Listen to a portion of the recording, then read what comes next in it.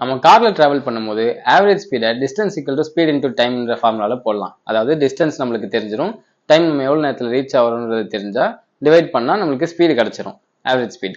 ஆனா ஒரு செகண்டும் நம்ம என்ன ஸ்பீட்ல போயிட்டு இருக்கோம் நம்ம ஸ்பீடோமீட்டர்ல காமிக்குதுல, அதுக்கு பின்னாடி என்ன மேக்ஸ் இருக்குன்றத இந்த வீடியோல பார்ப்போம். இப்போ எக்ஸாம்பிள் எக்ஸ்ன்றதை நம்ம டைம் அப்படின்னு வச்சுக்கலாம், ஒய்ன்றதை நம்ம டிஸ்டன்ஸ் வச்சுக்கலாம். இது டிஸ்டன்ஸ் வந்து மீட்டர்ஸ்ல, டைம் வந்து செகண்ட்ஸ்ல இருக்கு.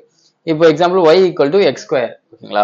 டைம் வந்து ஃபர்ஸ்ட் செகண்ட் போகும்போது நம்ம டிஸ்டன்ஸ் வந்து 1 மீட்டர் கவர் பண்றோம், செகண்ட் போகும்போது நம்ம வந்து 4 மீட்டர் கவர் பண்றோம். இந்த மாதிரி சேஞ்ச் ஆகிட்டே இருக்கு. ஸோ எக்ஸாக்ட் செகண்ட்ல நம்ம இந்த ஸ்பீட்ல போயிட்டு இருக்கோன்றத dy/dx யூஸ் பண்ணி எப்படி கண்டுபிடிக்கலாம்ன்றத பார்ப்போம். இப்போ எக்ஸாக்டா தேர்ட் செகண்ட்ல என்ன ஸ்பீட்ல போயிட்டு இருக்கு காருன்றதுக்கு இப்போ y equal to X square இப்போ நம்ம டிஃபரன்ஷியேட் பண்ணலாமா. y வந்து dy/dx சொல்றோம், 2 வந்து இப்படி கீழே போயிடும், மேல 2 - 1 1 வந்துடும், 2x⁻1 அப்ப 2x தான்.